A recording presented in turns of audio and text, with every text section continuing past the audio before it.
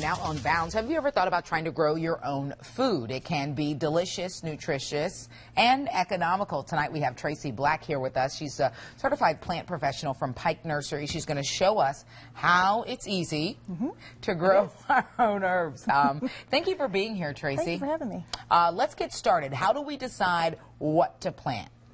I think you decide on what you like. If you do a lot of baking, you might want rosemary, or if you like Italian dishes, you might go oregano. If you like pot your own, like cilantro, if you want to do your own dips, things like that. So I think you choose on what you like. Okay. Okay. Talk about which ones are considered perennials, annuals, and then biennial. Okay, so perennials, that's the plant you plant once and it comes back every year. So rosemary is a perennial. Sage, which I brought as a perennial, and oregano are perennials.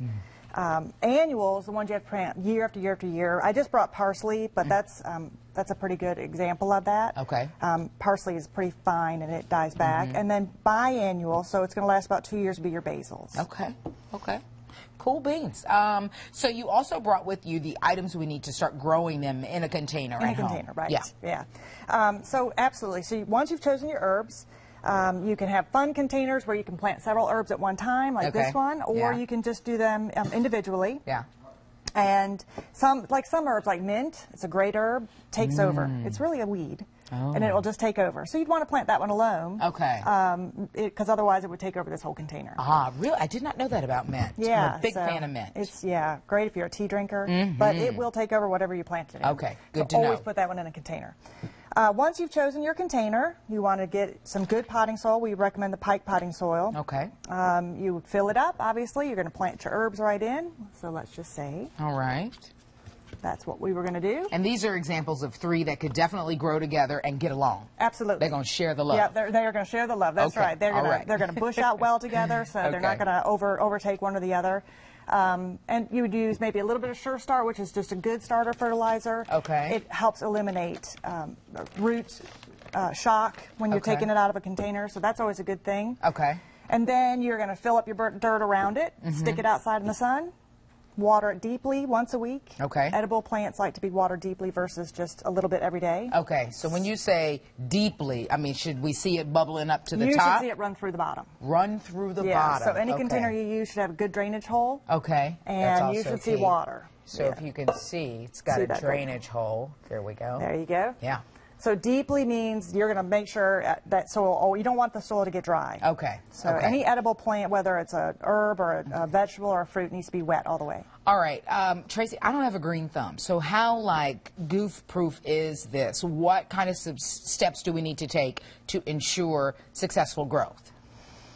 I think the biggest things are good soil that you put it in. Sunshine. Okay. All of them need sunshine, like 6+ hours of sunshine. Oh, wow. Okay. And the watering. Okay. Those are foolproof. And then you just enjoy. It's very fulfilling to grow your own food and use it every day. And when you have company over, you can say, hey, that's my rosemary from my garden. And also, probably, it's a good idea to fertilize. I brought the tomato and vegetable food. These really don't really qualify as that, but that's a good fertilizer for herbs as well. And you would do that about every 6 weeks. Okay. And so that just, that just helps give you abundant plants. It helps them to grow larger. Okay. And that's good. That's what we need. That way you can use more. All right. So you follow those steps, and then the last step is just to enjoy. Enjoy, absolutely. Pick a few sprigs and have at it. That's right. That's right. Anything else you wanted to add, Tracy? Well, if you were planting in the ground, which some of these would do, like rosemary is a hardy herb, does great in the ground. If you were doing that, you wouldn't use this soil. It was a larger bag, so I didn't. Right. I didn't bring that with me today, but it's specifically for like herb and tomato gardens, that kind of thing. It's a good soil it's made from our soil, so that helps the herb to adjust. Okay. So some of these, like rosemary is a great one for that, and so is oregano to plant. Some of the others, I maybe wouldn't do parsley in the ground. It's just so fragile. Yeah. And think about, if you're going to use this in your cooking from day to day, you don't want it to be so far away that you don't, if it's in a garden that's a good walk from your house, you probably wouldn't go use it. Okay. So that's why herbs are often grown on windowsills and right outside of your kitchen, because that's the idea, is you want quick access to them. Okay. Good stuff. If you are still kind of like, I don't know. There is a free gardening class at Pike Nurseries.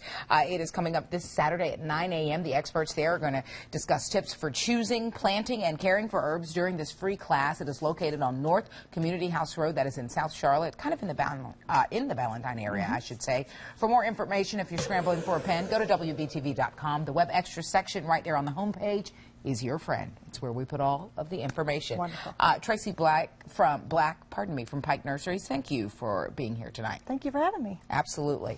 Delana? Time to get back.